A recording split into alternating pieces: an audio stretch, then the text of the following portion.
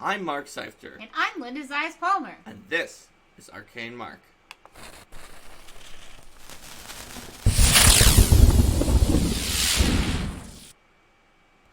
Welcome everyone. Welcome X Game Monster X. And to our episode on Hazard Creation Workshop. This is where all of you are going to create a hazard using the hazard creation rules from the Monster and Hazard Creation Rules document found on Paizo.com, a free preview for the Game Mastery Guide.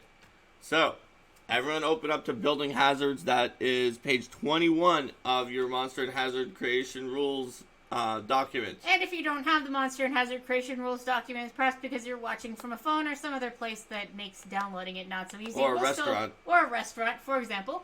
We will still go through the main features here. Yep, so you don't have to worry read about it off for you. Remember, building hazards designed for your game allows you to customize them to match your story, location, and needs, as well as to surprise the other players at every turn. There's no wrong way to create a hazard, but this guide presents the information in the order you might see it in a hazard stat block.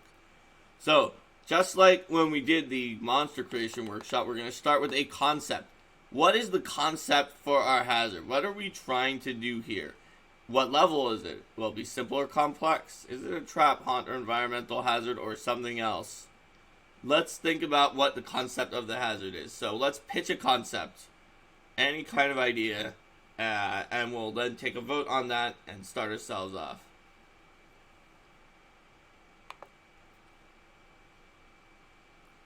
I think the breakdown of sort of trap versus environmental hazard versus haunt. Oh, we've got some ideas. Landslide. We have landslide. We have a manifestation of Kaelin Gorland.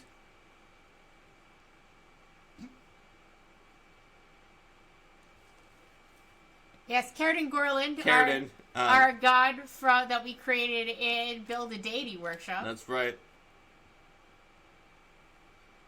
Linda, were you saying that maybe if people pick trap versus haunt versus environmental hazard first, it could be easier to come up with a concept? Yeah, that was. Okay, so those are good, Joe and Ular Warlord, but since it's coming in slow for now, let's start by voting first for trap versus environmental hazard versus haunt.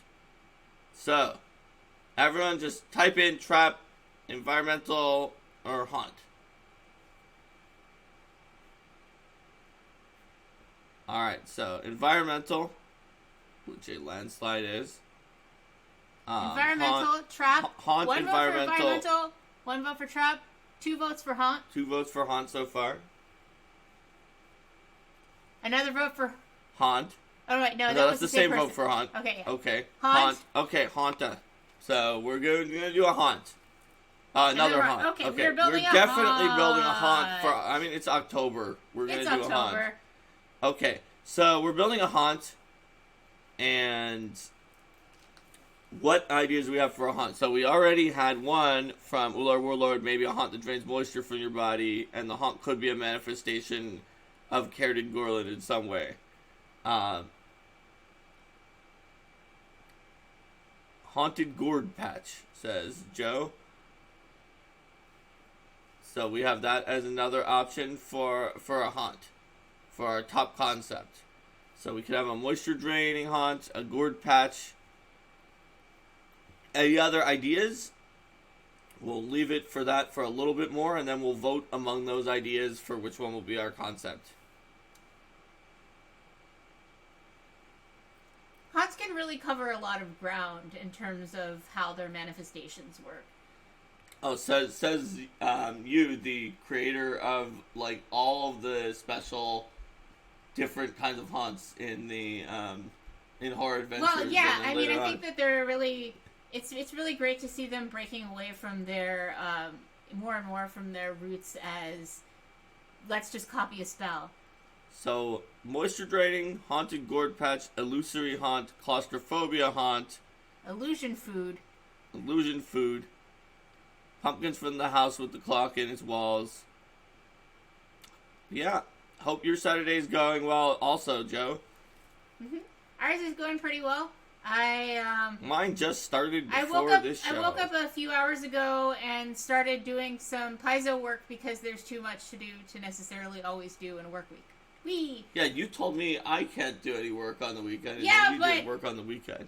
Yeah, but you were doing it too much. I hadn't been doing it much lately. I only went in last weekend. Yeah, but there's no winner in this argument. Nope. All right. So, I think we've got a lot of good possible haunts. So, everybody, we did it. Our possible haunts are a manifestation of Carrot and Gorlin, which some of these gourds might be. Moisture drawing haunt, a haunted gourd patch, an illusory haunt, a claustrophobia haunt that sort of builds something around you, and squeezes you. Are the possible haunts. So, everybody vote for one of those haunts, starting after Zathos' comment about NDAs and Plaguestone sanctioning. Alright, so we've got Haunted Gourd Patch from X Game Monster X. If we don't get critical mass behind one of these, we may have to pull back out our trusty dice. Haunted Gourd Patch got 2. Gorlin Manifestation, same. Oh, okay. No. Alright, so, we've got 3 for a Haunted Gourd Patch, I think, because the same came so quickly, it probably wasn't on Gorlin. Although, honestly, Carrot and Gorlin. Haunted Gourd Patch. Yes, okay. Okay. Alright, so, I mean, the Haunted Gourd Patch could be related to Carrot and Gorlin, so I think everyone really wants a Haunted Gourd Patch. So, we're gonna do a Haunted Gourd Patch. How Halloween-y can we get with this thing? And we avoided doing that Rakshasa tornado that people all thought we were gonna have to do after Eleanor mentioned it on her episode. That's true. Haunted Gourd Patch that is a perversion of a Gorlin manifestation. Yeah, it could be. Totally. An area where there was something good for Carrot and Gorlin, but like Glonder or something infested it. No, it's too late, Dranzior. You didn't bring that up until the voice. I didn't bring it up until the vote was over. Illusory scarecrow throwing flaming pumpkins. So, that's a cool thing we could have in here. Yeah, they could be part of the haunt. So, we've got our high concept, which is it's a haunted gourd patch. It's a haunt. What level is the haunted gourd patch, everybody? Let's vote for its level.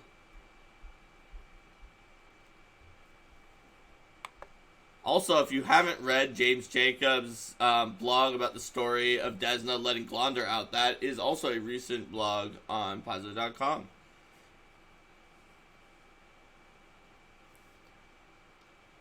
Alright, Tito Wynn says it could dehydrate you and siphon away your freshest fluids to grow if it's related to Glonder. Alright, so we've got 3, 7, 5, 8. So it sounds like we're in the low mid-level range. Which makes sense for this guy.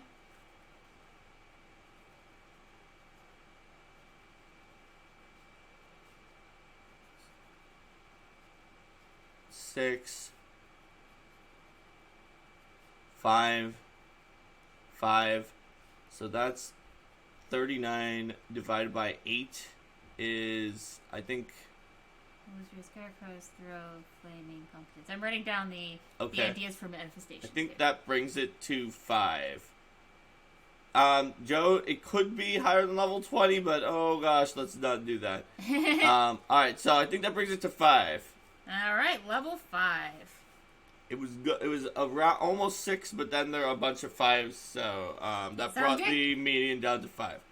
Alright, so we're doing a level 5. Level 5's a nice solid level. It's high enough level that you don't have to be super careful because you're not going to have the level 1 PCs having to deal with it. But it's also low enough level that you don't have to have countermeasures against people just flying over it or doing a lot of other things that could be really troublesome. So you can have one that's a little more grounded in not having to worry about the weird things that magic does. And Elftro is pointing out it's rare for Elftro to be on the high end. But yeah, so I think you're right. avatar of Gorland. Okay, probably not at level 5. But, Gorland is possibly going to be involved with this story that it was a corrupted patch related to Keratin Gorland, possibly by Glonder. Roman Garden, was it the Herald of? I think so. We have that art Roman Garden that I think Ular Warlord has started in the thread. So, alright, we've got our hazard types. It's a haunt. That means it is a spiritual hazard usually formed when the spiritual essence of a location is imprinted with the instincts and emotion from a living being's demise. However, in this case, the spiritual essence of the location was going to be imprinted with something wrong from Glonder, or not Glonder. Because haunts lack matter, they rarely involve a physical component, and when they do, the component is generally incorporeal or might even be damaged only by positive energy. The skills and options used to disable haunts vary, though using religion for an exorcism is common.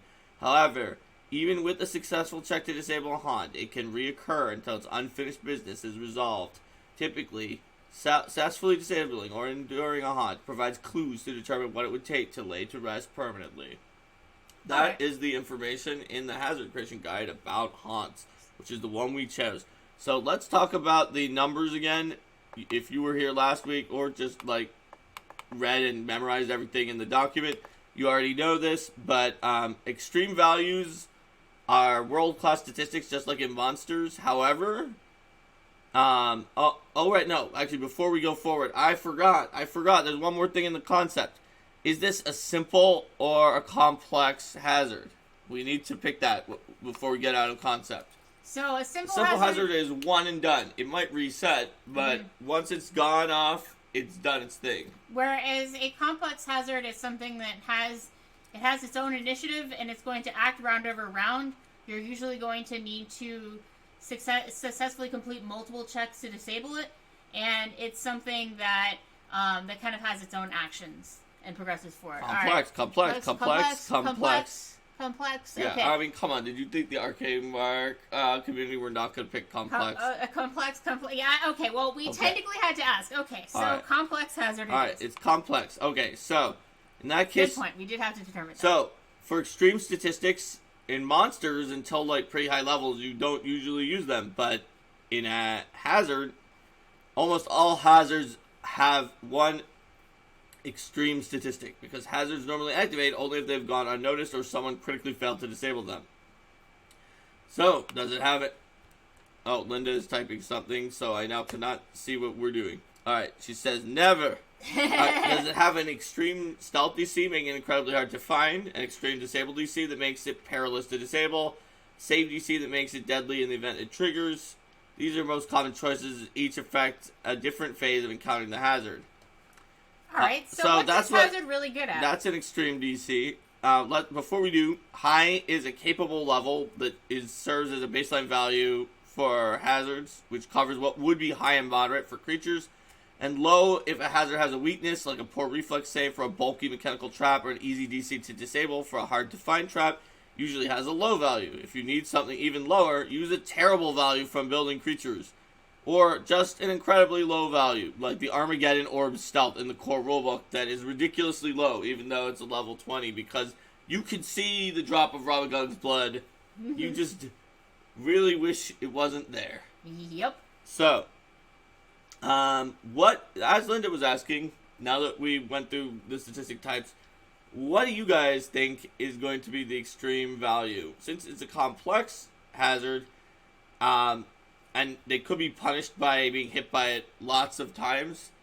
If it winds up being the save DC, it could be really brutal if the hazard actually goes off. So I might think then that we'd be better off doing something where it was either the haunt's stealth, its ability to go unnoticed, and also the speed at which it acts in the first place, or the haunt's what was I just lost my train. Oh, the hunt's disabled DC. Or the disabled DC. To determine how hard it is to get rid of it. Yep. Alright, so we've got DC, stealth, some kind of damage over time effect that siphons water, and spooky spirit gourd that grow from the water. That's kind of cool. Athletics to get off the ground where the roots are tapping you. Disable DC. So it looks like we have one vote for stealth DC and one, One vote for disabled DC. and One for just DC, but I think that might mean like the effect DC. Elftro says disable. Alright, so we have 2 for disable, 1 for stealth, and 1 for probably effect. Effect DC? Yeah. It's probably effect DC. Yep. So, normally I would say that's not a conclusive win, but I think we have, oh no, we have more people watching now. Mm-hmm. We can get something more conclusive. Yep. Alright, we've got effect again. Alright, so we've got 2 effects. Alright. 2 effects, 2 disables, and a stealth. Yes. We've got 5 votes, 2 of which are very mean because it's effect. Well, if it is effect DC, we'll just need to keep that in mind with the effects to make the effects weaker than they would be if the effect DC was low. That's true. Just like how if you're doing like a big aura. Sure. That effect, like we talked about in the monster creation, and like it talks about in the document, if you're doing like a big aura or something that's going to affect people over and over again, then that's going to have a lower DC than something that's going to be more of a. That's true. Boom. But normally they can get this extreme value, as it says in the file, just sort of for free. Yeah. Alright, so we have disable, so it CI. So it comes back So flaming pumpkins. Vine told you in the patch. Okay. Comes back every year on Halloween. Alright, so I think this disable is very slightly has taken this, so we're going to do disabled. Alright, so this has an extreme disable. It's very hard to. It's very pernicious. Once you've found it, it's going to be hard to get rid of it. Okay. That basically. He changed his vote to stealth, which I think also. Oh, wait, does that throw us back into a tie? Let's see. No, because no one else had voted for stealth except for X Game Monster X. So it's still more for disable. Okay. Okay. So, extreme disable. Extreme disable. All right. So if we have extreme disable DC for this level 5 thing, it's going to be a DC 26. So what are we? 26. Yeah, that's right. So what are we going to use to disable this complex hazard? What kind of skills are going to be available to disable it? So Hito Owen was already talking about trying to get off the ground to avoid the vines, and that'll help you avoid them if we do that option about siphoning the water on the ground. But how are we going to? What is the type of action that's going to eventually defeat this haunt, even if it doesn't destroy it for real until you finish its unfinished business, which sounds like to be if it's corrupted Carrot Gorland, you have to like reconsecrate it to Carrot and Gorland. But what's going to be the check that you make to like beat back the haunt? So we said that haunts rarely have a purely physical manifestation. This one, some of the suggestions it does because the haunt sort of possesses actual plants in the area. So it could have actual hit points, which is what Joe Jungers is suggesting with attacking with weapons. Choke it off from resources? Hida says choke it off from resources. So a lot of haunts have religion at least as an option. And if this one's connected to a deity, and it did say in the file that they usually have religion as an option, then it's possible that you can get this thing to become temporarily unpossessed by using religion. Personally, I think that haunts should always have more than religion as options to disable, because I feel like if you only, this is just my opinion, I feel like if you only have one check or one option, then if you're going to throw that into an adventure and the group doesn't have it, then it risks running afoul of the same issue that haunts often had in first edition, where if you didn't have the cleric in the party, then you just ran into a lot of trouble. People are suggesting nature to know about how to handle choking off resources or things like that, in addition to religion. Alright, so we have an extreme is going to be generally our disable, which is a DC of 26. Is one of nature or religion a little bit harder than the other? Or are they both exactly DC 26?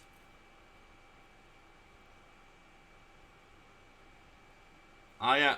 farming lore, or other appropriate, or herbalism Lore, farming, farming, herbalism, or appropriate. herbalism, etc.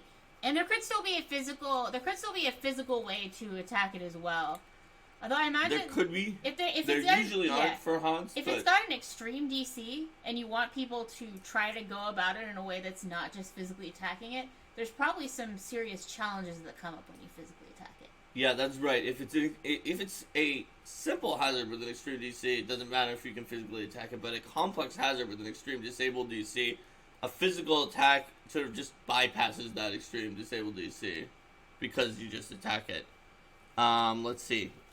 So Hida says relevant lore should be easier, right? And as the core rulebook definitely says that you usually want relevant lore to be easier. So we have 26 as sort of our like median DC for this because it's extreme for this hazard. Out of religion, nature, and the lores, Hida suggests that the lores be down from 26. What do we want to do? So for religion, should we have exactly 26, a little more, or a little less? So I guess you could write like plus, minus, or equal for religion. Yeah, I've got down religion, nature, and lore, farming, herbalism, etc. Religion equals 26. Okay, that's one vote for 26 for religion.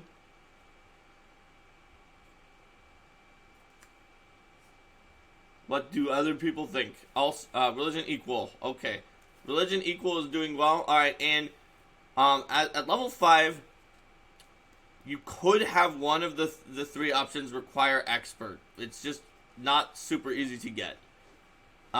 So do any of the options require expert? We will think about that as well. But let's move on to nature. Mm-hmm. Nature.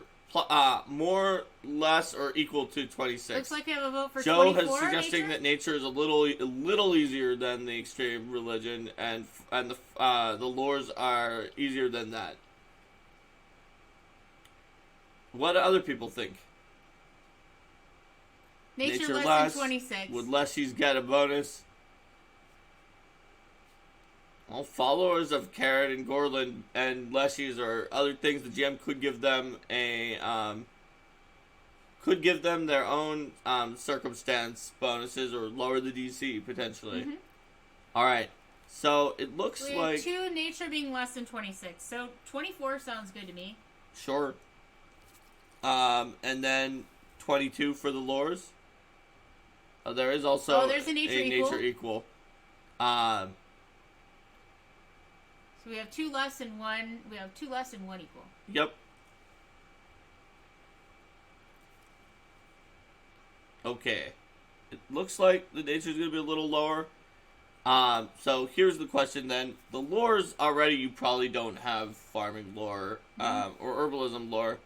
But should one of these be an expert skill? Of them, religion is an extreme, just flat out an extreme DC. Nature is actually a little easier, which means it's possible you might want to make it an expert skill.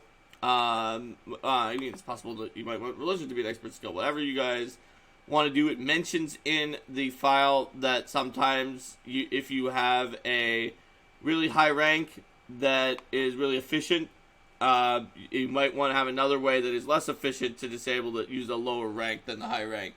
So if there was one that was expert based on the file, it would probably be nature at this point.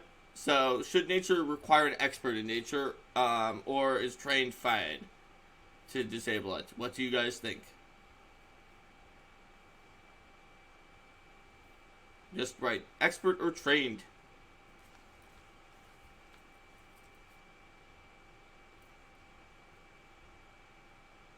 Well, perhaps no one has an opinion on this. No matter. one cares. Trained. Expert. Expert.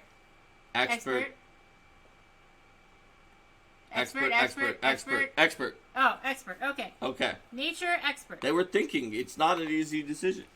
That's what it was. All right, so we've got an expert in nature or trained religion and those lores.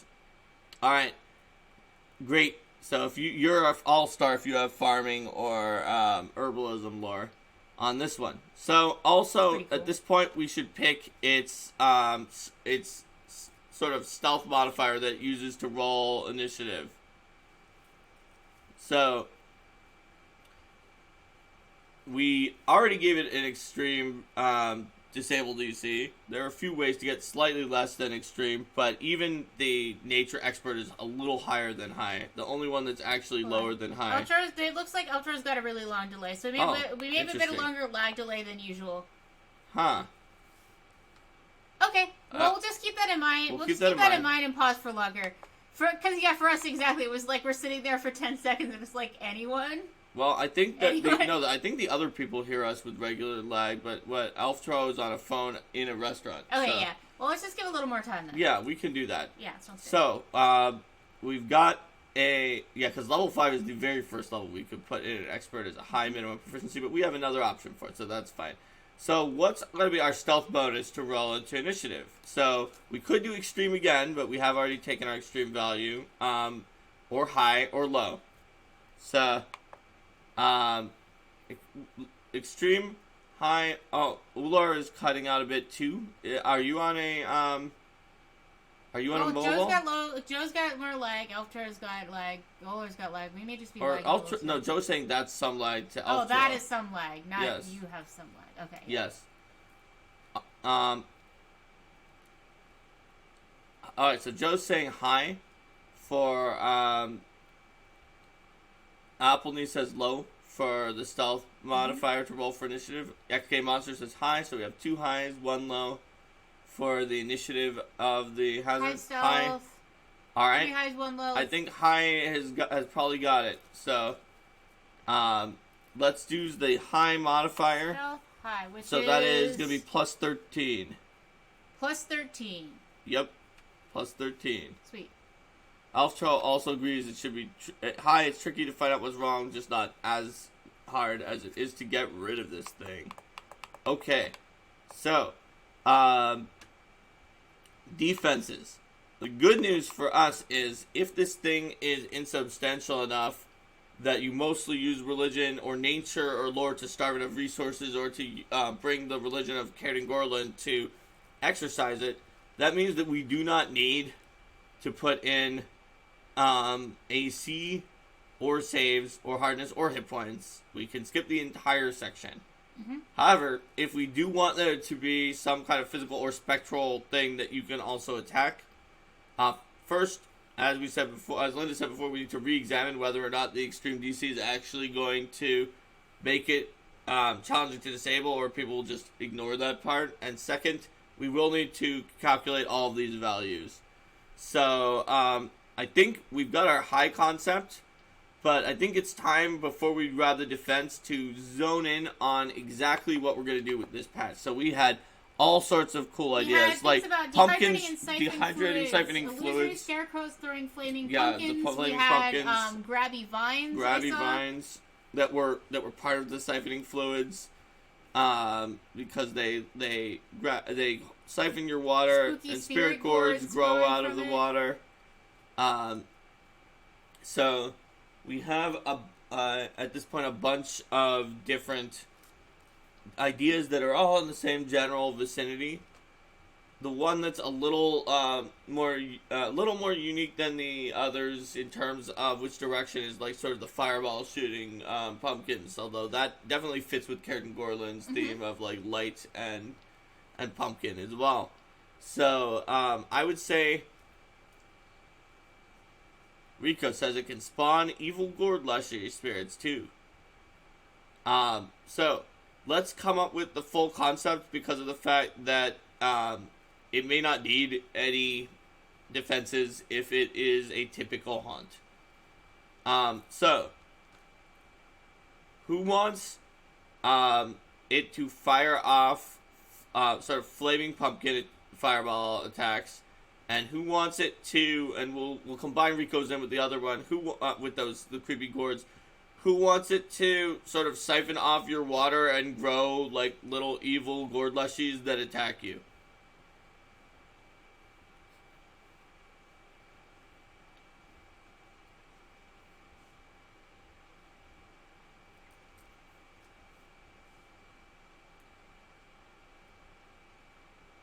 Siphon. Siphon. Okay. Looks like siphoning is siphon. Everyone wants it to siphon. All right. Okay, siphon. in that case, the haunt doesn't have any defenses. You just roll your check to get rid of the haunt. Yeah. You can, and people who don't have those skills can attack the evil gourd leshies that show up. So it actually is similar to the way I suggested Linda to reframe the haunt in Pathfinder Society Scenario 101. Yeah. Which has a similar structure to the one we're building here. If you don't know, don't go look and spoil exactly what that one does, but it uses a similar structure of, hey, if you can't do anything else, go fight something. Yeah. Because it's because there's different ways to go. Because now we're thinking about... Because then these evil gourd leshies then are not necessarily directly part of the haunt, but rather they're another... We're doing some encounter design here. And it is a complex hazard, and so it could be that it is part of the haunt. Well, is it the case then that if you defeat the evil gourd leshies that you damage the haunt in some way? Or that you lower the DCs? It's possible. I mean, in your encounter it was, but But I mean, if they're part of the... in this case, like, there are also... So there's a haunt that, like, animates objects, and you can attack the objects, but ultimately, in the core, ultimately you have to get rid of the trap. So... There's different ways to go about it. Yep. Sure. So we've got our siphoning haunt.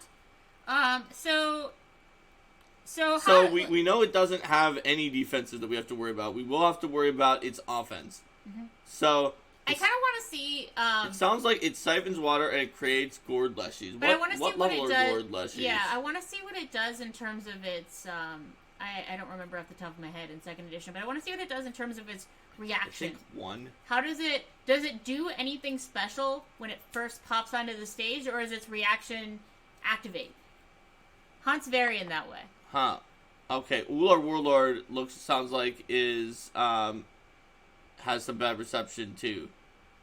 It's possible that some people are just in an outside area. Yeah. Okay. So yeah, X Game Monster X says it needs a damage effect for the siphon. And I think that's true. It generally probably is siphoning your water with a damage effect. But like I said, I wanna step back and say, I want to step back and look at how this thing sort of plays out. And the first way that it plays what's out its first reaction? Is the reaction when it first appears. Is that an initial siphon? Is it initial siphon? Some things just roll initiative and then they start acting, but a lot of things have some other little rider that they have going on with their reaction. Mm-hmm. Does it start you out with a different kind of siphon that debuffs you, whereas the later ones just are damage? Its reaction could also be to try to root you in place so that you That's are true, so harder. you're in place for the siphon? Yes, so that if you lost initiative to it, then it's going to be harder for you to... Alright, yeah, X Game Monster likes the idea, your idea, Linda. Well, I was trying to build off of that because we had this idea of grabby vines that we hadn't yet picked up. Alright, grab first. Alright, so it has an immobilizing reaction, and then it sounds like its routine is it siphons water from anybody who is on the ground in its area, and then it spawns a level 1 gourd leshie. Oh, I guess back in the disable direction, it is a complex hazard, so it probably requires more than one check to disable. How many checks do you guys think it takes to disable this hazard completely? Critical success counts as 2. My waters. My waters, no. Siphon water. Apple Knee says 3 total.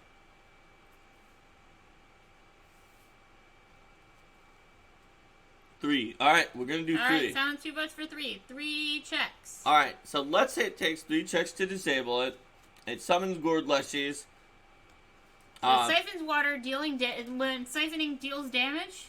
It deals damage to people and summons gourd leshies. That's what people are saying. There should probably be a max on the number of gourd leshies. It could be equal to 3 minus the number of successes that people have already gotten, for example.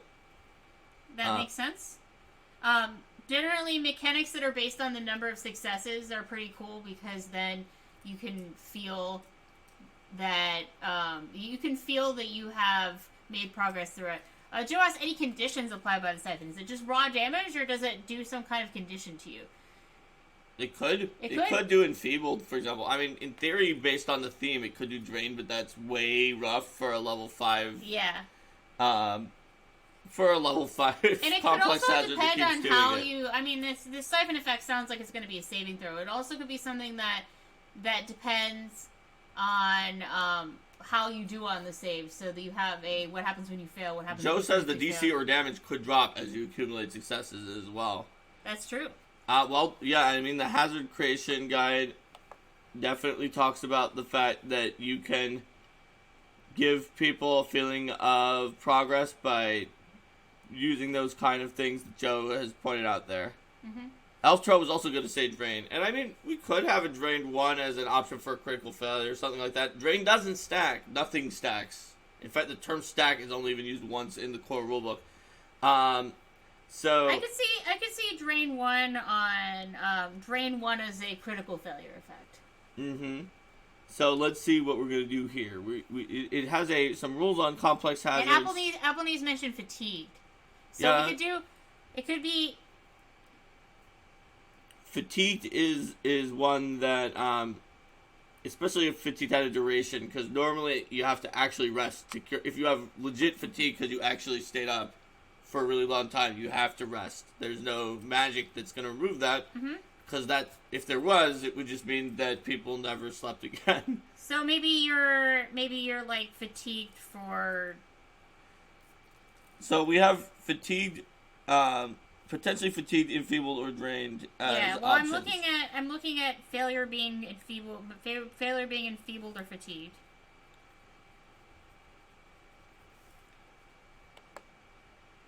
And Rico says Galarian is a terrible world where every pancake is eaten alone because nothing stacks. Or sluggish is mentioned as well. Which is clumsy nowadays. Mm-hmm. So, let's take a look at our total offense. So we have this up to 3 level 1 gourd leshies. Now, on their own, 3 level 1 evil gourd leshies against a group of 5th level adventurers is a, let's see, 4, 3, ooh, that's actually perfect. It's not a low threat encounter, even if they all built stacked up. It is exactly the strongest trivial encounter. One that, if that was all, you're definitely going to win. But that still has a little meat to it. So.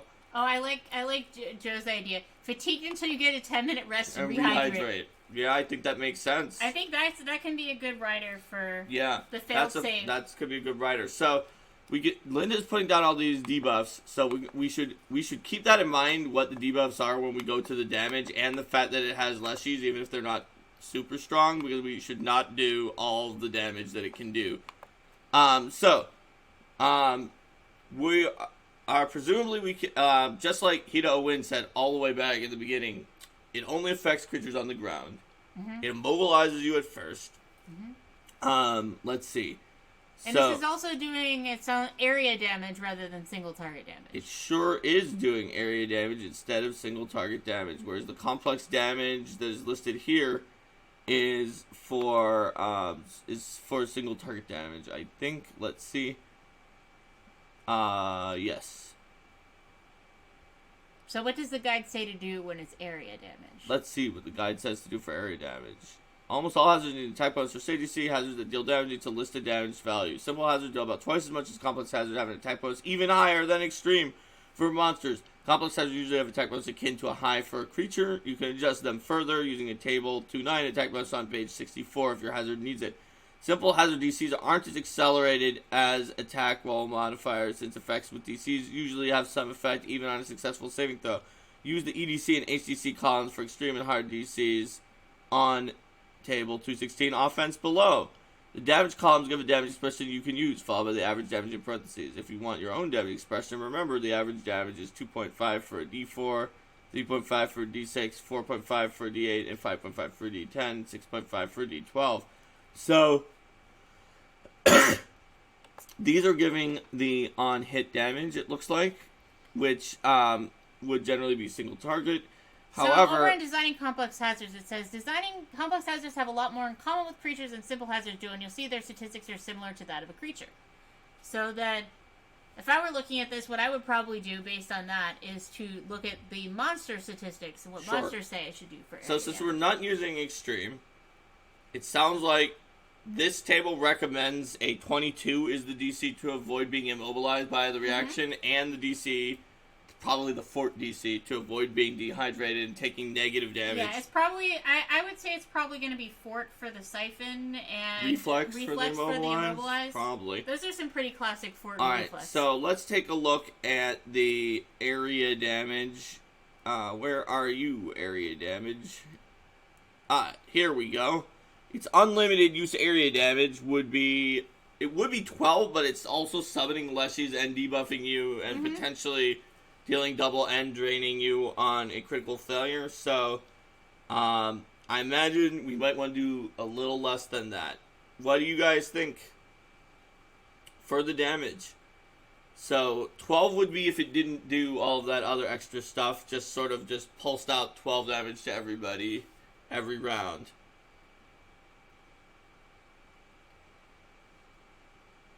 And I guess it's worth keeping in mind, too, that, like, a level 5 complex hazard could be, like, the final boss for a level 2 party. Which, comparatively, those level 1 Leshies aren't that strong, except if you're actually a level 2 party, the level 1 Leshies aren't that weak either. Yeah. The level 2 party will be very sad if they take 12 AoE damage and also get attacked by a Leshies. But we do need to, like you said, we do need to cut it down to account for all the other things that we have here. Yeah, it wouldn't really be fair to so keep it all the way up. So how far do we cut it down? Well, in monster abilities, it said if it has some added effects, you might want to look at the 1 to 2 levels down on the table, which would be 9 damage. Except this one not only has added effects, but it also has creatures, which is why X Game Monster X suggests going 3 levels down on the table, which kind of makes sense based on the rules in here. So that would be about 2d6 or 7 damage. Alright, it looks like... let's go with X Game Monster X's idea. I like that. That sounds right to me. Just because, yeah, sure, especially if you are level 5, that's not that much damage, but it's debuffing you, and there's summoning Leshies. The fatigue is going to lower your save for the next time, and drained is going to really give you tough problems. to disable too. It's summoning Leshies. It's hard to get rid of the darn thing. And so if we went with more than 7, we should have also gone with the idea that, somebody said earlier on about lowering the damage as you... Joe Junger said maybe we would lower the damage as you make successes but we've already lowered the damage enough that we probably don't have to do that. If we had picked a higher damage, we definitely would have needed to found some way to help it out. And because it only affects people who are on the ground in the patch, if people find themselves unable to make these DCs, they just can leave the patch. But when I say they just can leave the patch, I mean, they're immobilized at first. They're going to have to make a DC 22 escape check to get out. Even get not immobilized and then get out. So, and all the while the Leshies can really chase them beyond the area. So Joe is suggesting that after the haunt is done, there's something hidden in the patch that's critical to the unfinished business of the haunt. So when we finished with the way that the haunt actually works, I think we're done because there wasn't anything else that we needed to add in here. So then we have this haunt's destruction. Yeah, the haunt's destruction, which is how do we finally destroy it? And it sounded like people were talking about like reconsecrating it to Caradon Gorland. Something hidden. There could be something hidden in the patch that you need to find that's important for that. Like the original, maybe the original pumpkin or candle or something of Caradon Gorland that got corrupted. And you can use it and perform a consecrate ritual or something with Caradon Gorland. It's probably something like that. Yeah. So we have send away that Glonder energy. Make a pumpkin pie and eat it in celebration of Caradon Gorland.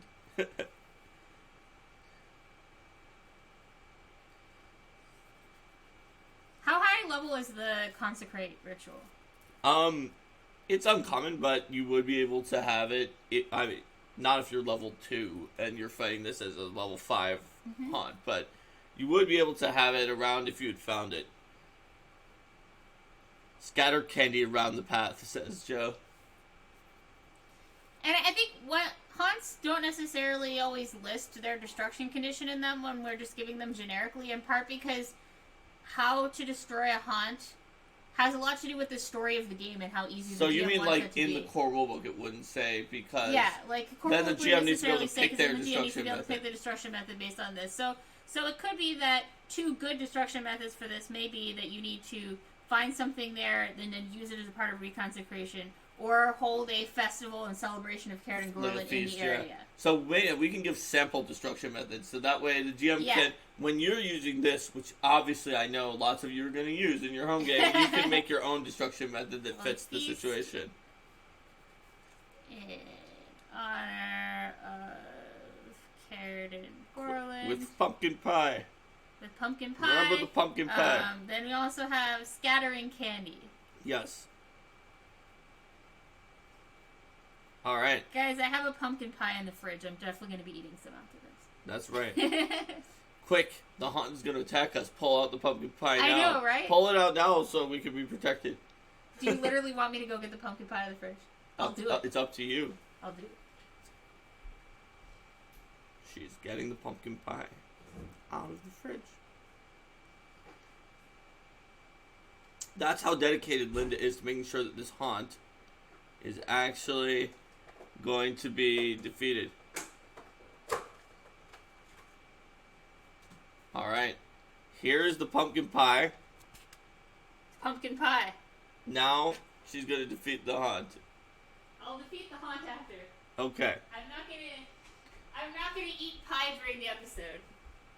Or are you? No. Preemptive celebration to protect ourselves. Alright, so way to go, everybody. We created not just a simple but a complex hazard by committee with some people having some lag, and we did it in record time. So it just shows if you don't have a giant committee of Twitch and you can just arbitrarily pick the thing that you want to pick at every stage instead of waiting to see about the voting, I bet you can make a hazard even faster than this. And if it's simple, it's possibly even faster than that. Applebee's had pumpkin challah bread French toast for breakfast. Ooh, that sounds good. There we go. So, we've got our hazard. So we're all making each other hungry. There we go. It's too early for me to eat. I know. I know. All right. So, I think that's it. We've created a hazard. So, let's say bye to YouTube and then stay tuned on Twitch for a little more, including your XP that I'll hand out after we say bye to YouTube. Bye, YouTube. They don't get any XP. Bye, YouTube. See you next time. All right.